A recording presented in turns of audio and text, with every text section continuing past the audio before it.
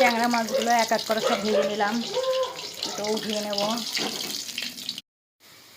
আলু দিয়ে পেঁয়াজ দিয়ে দিলাম, ভাজা হয়ে গেছে। মশলাটা দিয়ে দেবো,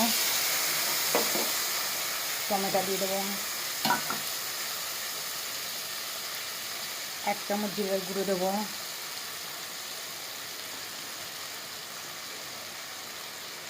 1 চামচ মতো ধনিয়ার গুঁড়ো দেবো, দিয়ে নাড়াই চাড়াই নেবো।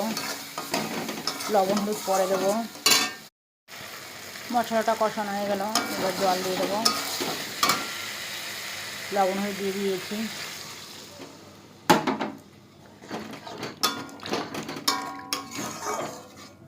এবার ঢেকে দেবো। দেখি মাছের ঝোলটা কেমন হয়েছে।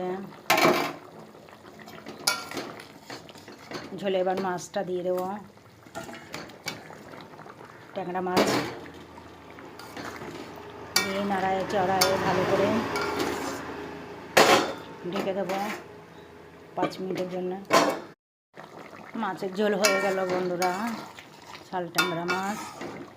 এবার গরম মশলা দিয়ে দেবো।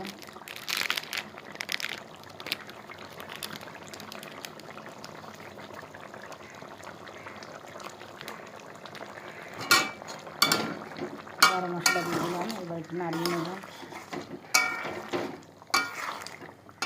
কেমন হয়েছে বন্ধুরা জানাবেন।